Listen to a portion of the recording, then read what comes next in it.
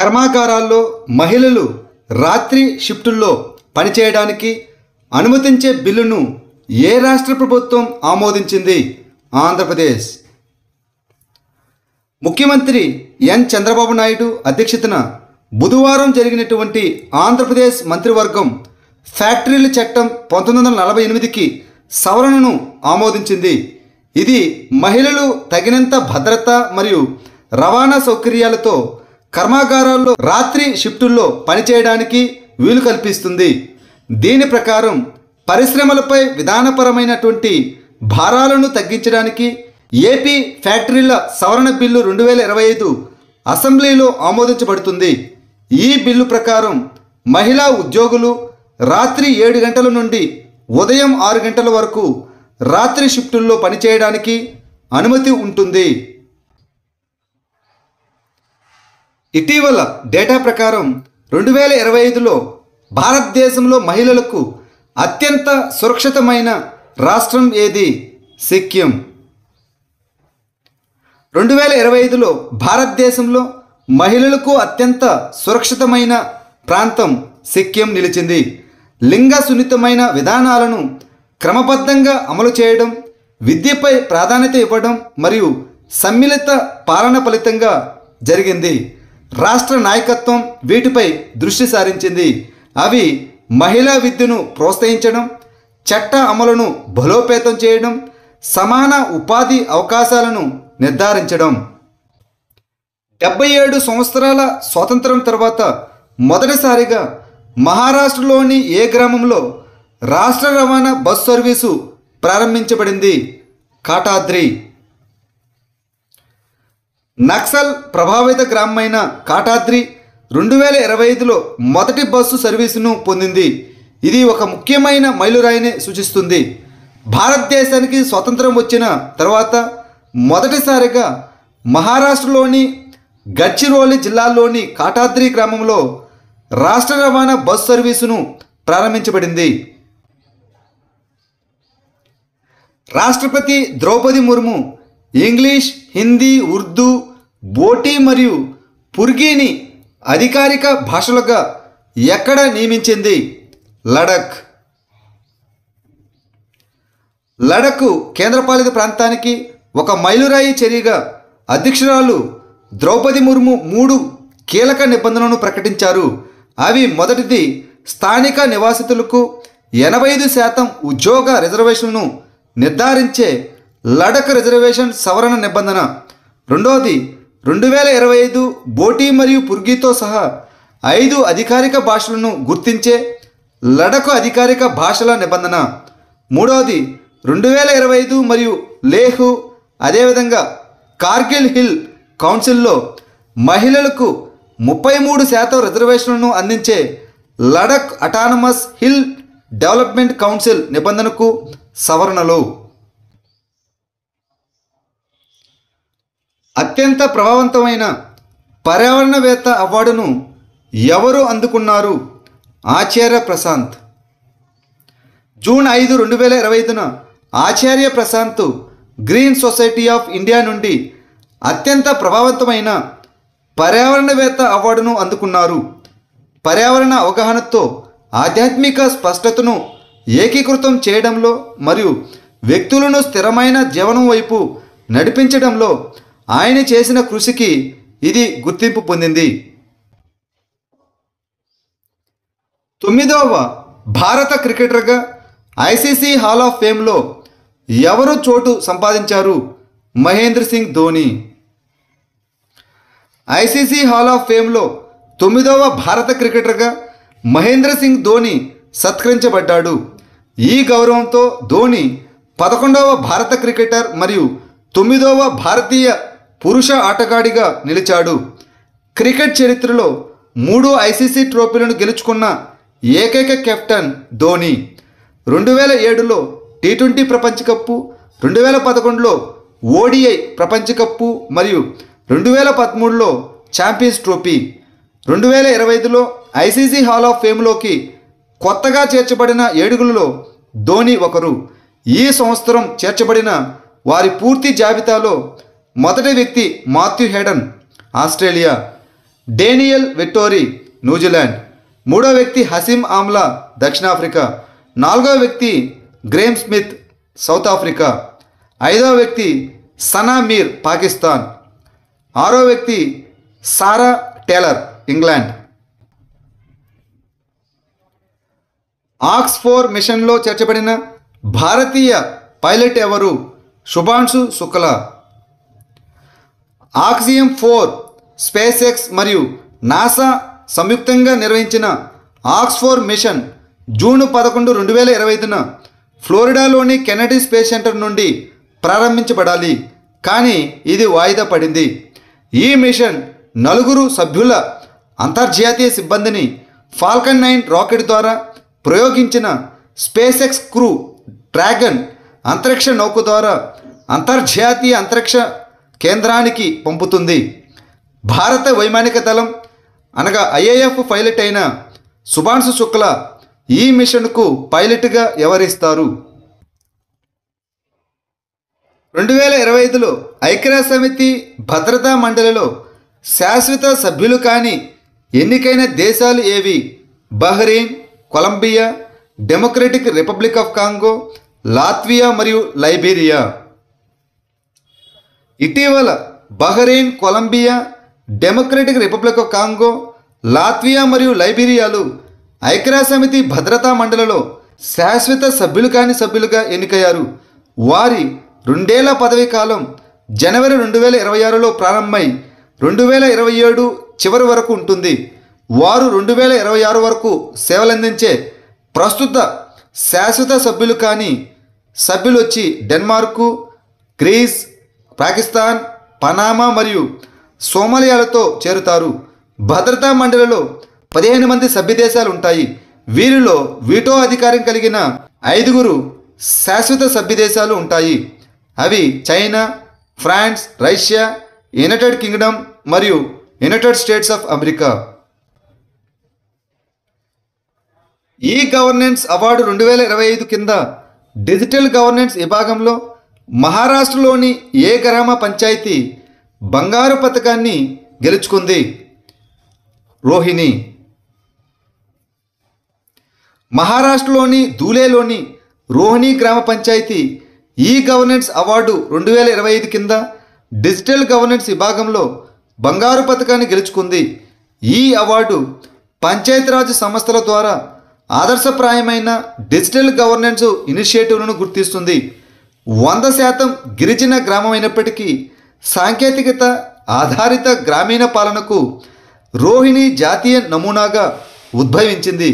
June 9, 2025న విశాఖపట్నంలో జరిగే 28వ జాతీయ ఈ గవర్నెన్స్ కాన్ఫరెన్స్లో ఈ అవార్డును అందుకుంటుంది.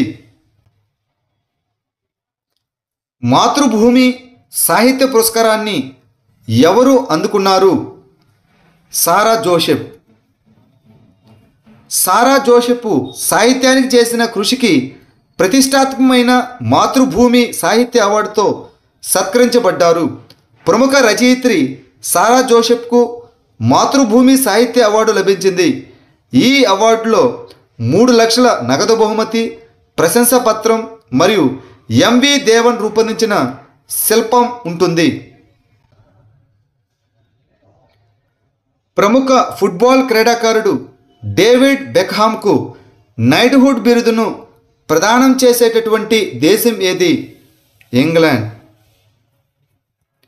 2 దశాబ్దాలుగా యుఎన్ బాలల నిధికి రాయబారిగా ఉన్న ఇంగ్లాండ్ మాజీ సాకర్ కెప్టెన్ అయిన డేవిడ్ బెక్హామ్ వచ్చే వారం కింగ్ చార్లెస్ III నుండి నైట్హుడ్ను అందుకోనున్నట్లు శుక్రవారం యూకే మీడియా నివేదికలు తెలిపాయి.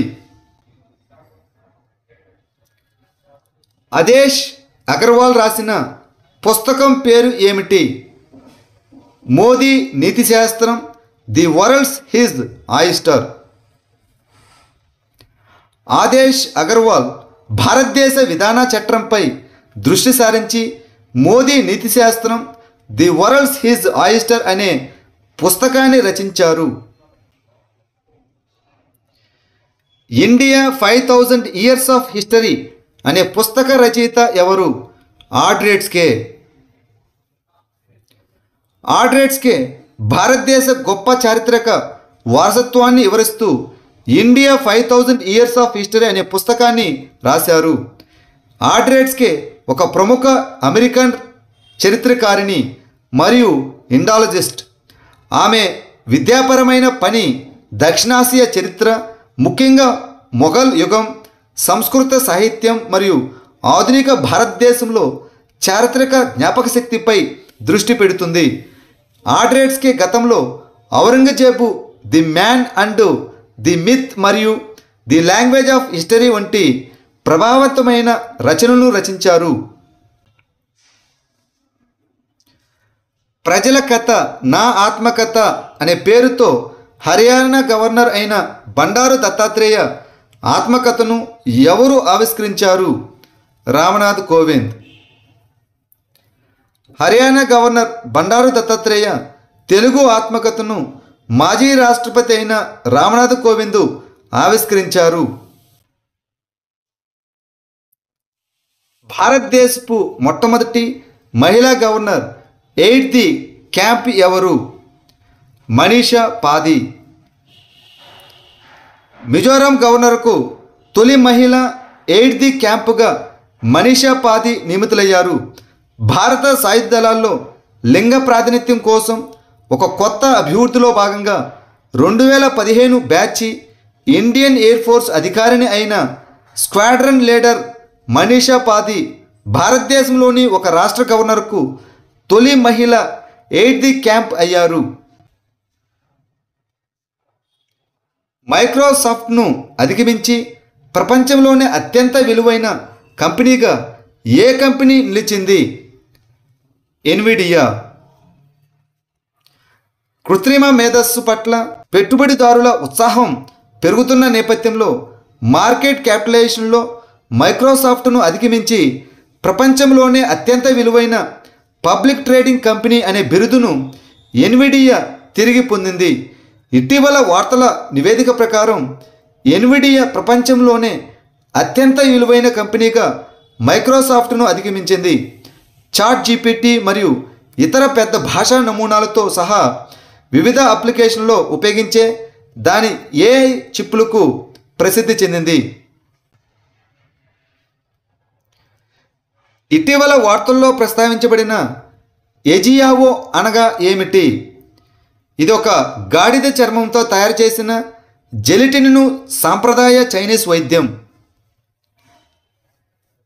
ఇటీవల చైనా నుండి ఎజియావోకు డిమాండ్ పెరగడంతో పాకిస్తాన్లో గాడిద ధరలు పెరిగాయి.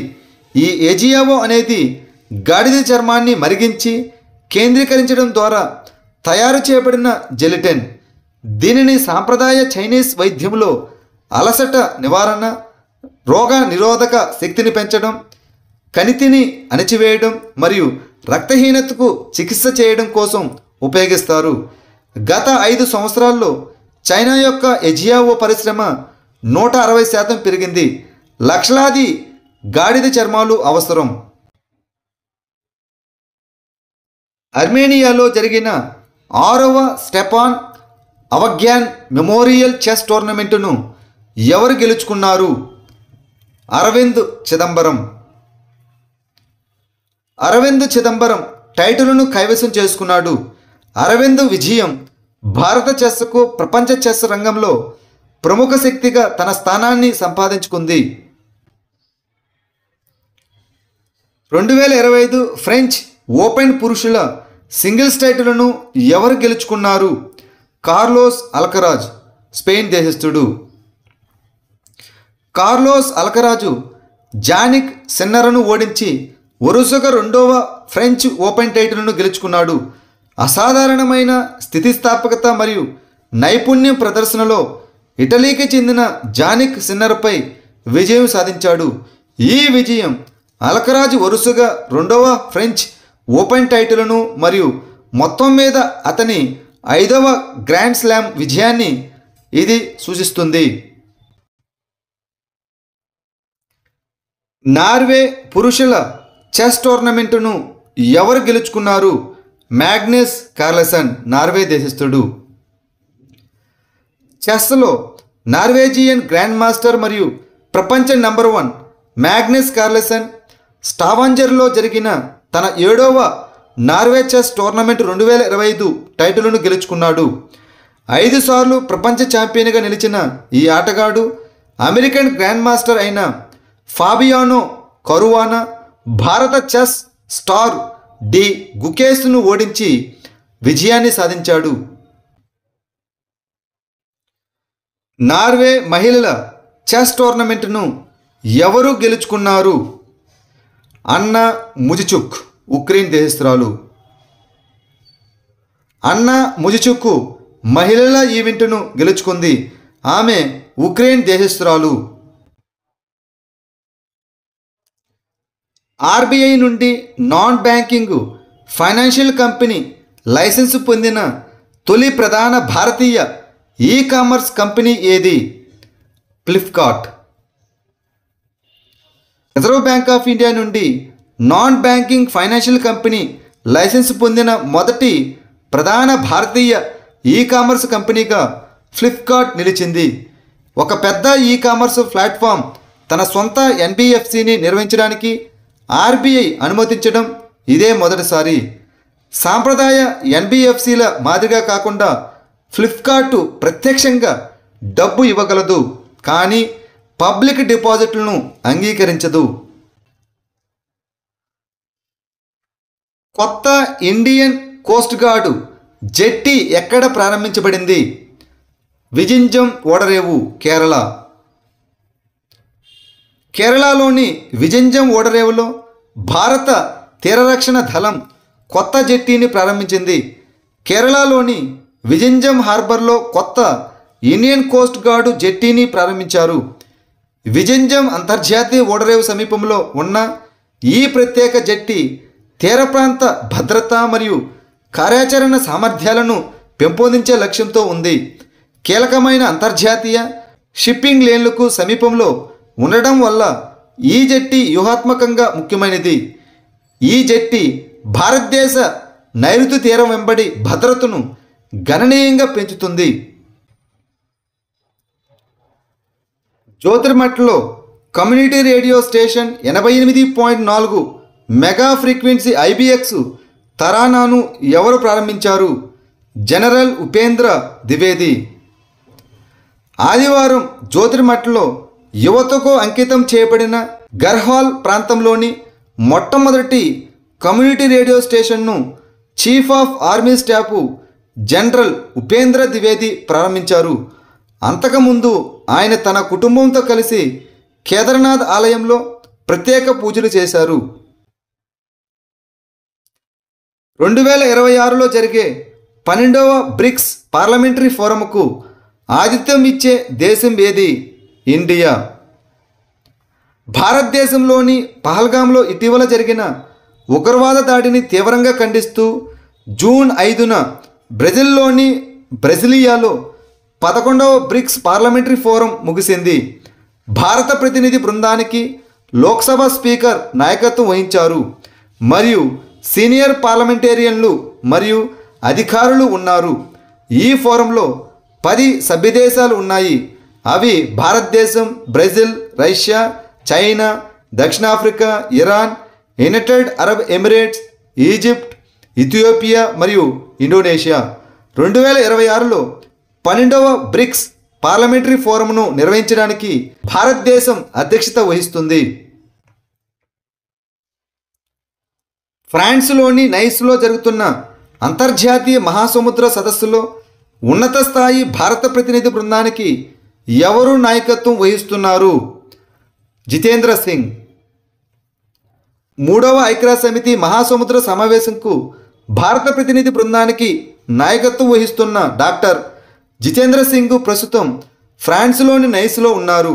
జూన్ 9 నుండి 13 వరకు జరుగుతున్న ఈ ఉన్నత స్థాయి సమావేశం మహాసముద్రాల స్థిరమైన ఉపయోగం కోసం ప్రపంచ ప్రయత్నాలను ముందుకు తీసుకెళ్లడంపై చర్చిస్తుంది.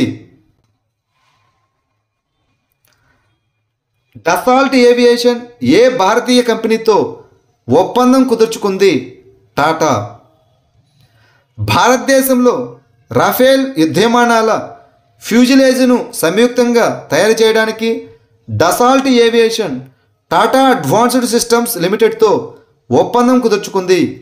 ఈ సహకారం భారతదేశ ఏరోస్పేస్ తయారీ సామర్థ్యాలను బలోపేతం చేయడం మరియు ప్రపంచ సరఫరా గొలుసులకు మద్దతు ఇవ్వడం లక్ష్యంగా పెట్టుకుంది. వరల్డ్ ఎక్స్పో 2025 ఎక్కడ జరిగింది? ఇక్కడ ఇండియన్ పెవిలియన్ మొదటి 5 స్థానాల్లో నిలిచింది. Osaka, Japan. జపాన్లోని ఒసాకాలో జరిగిన వరల్డ్ ఎక్స్పో 2025లో అమెరికా, ఇటలీ, జపాన్ మరియు ఫ్రాన్స్లతో పాటు ఇండియా పెవిలియన్ టాప్ 5 పెవిలియన్లో ఒకటిగా నిలిచింది. ఈ పెవిలియన్ భారతదేశ గొప్ప సాంస్కృతిక వారసత్వం, ఆవిష్కరణ మరియు స్థిరమైన అభివృద్ధిని ప్రదర్శిస్తుంది.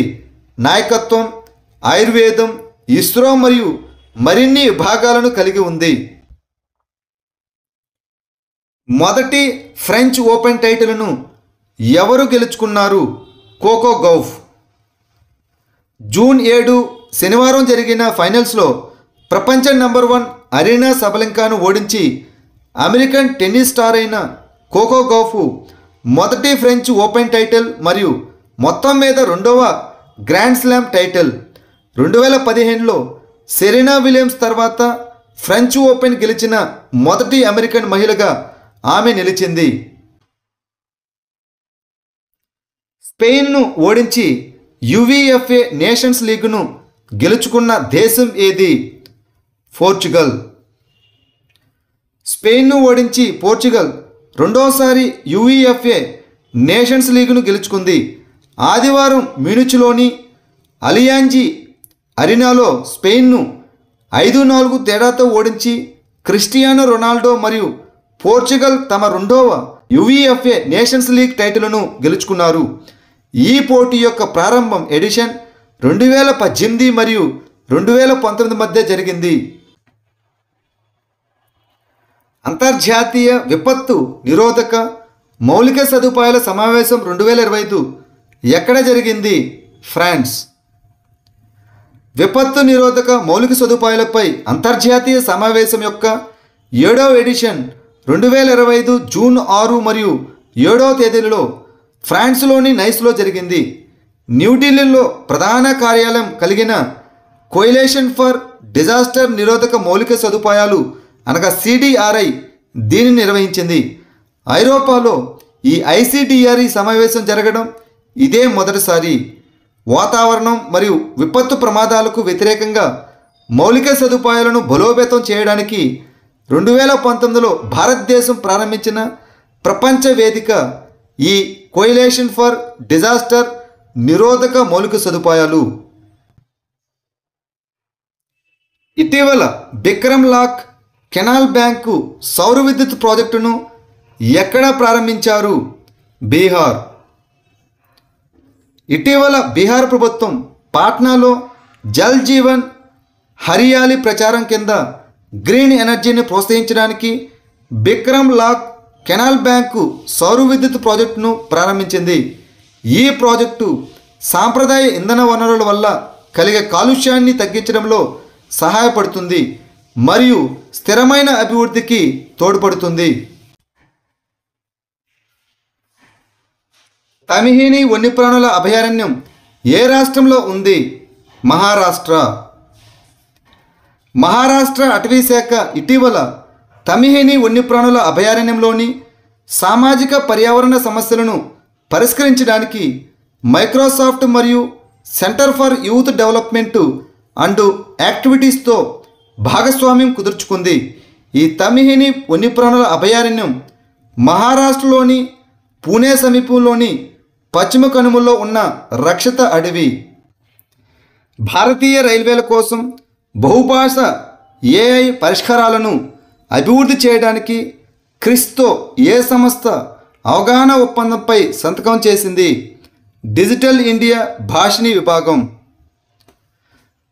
పబ్లిక్ రైల్వే ప్లాట్ఫామ్లపై బహుభాష AI ఆధారిత పరిష్కారాలను సహకారంతో అభివృద్ధి చేయడానికి మరియు అమలు చేయడానికి డిజిటల్ ఇండియా భాషిని డివిజన్ మరియు centre for railway information systems అనగా క్రిస్ ఒక అవగాహన ఒప్పందంపై సంతకం చేశాయి. ఈ చర్య భారతీయ రైల్వేల్లో భాషాపరమైన చేరిక మరియు డిజిటల్ పరివర్తనను మెరుగుపరచడం, సేవలను మరింత అందుబాటులోకి తీసుకురావడం, అదేవిధంగా కలుపుకొని పోవడం లక్ష్యంగా పెట్టుకుంది.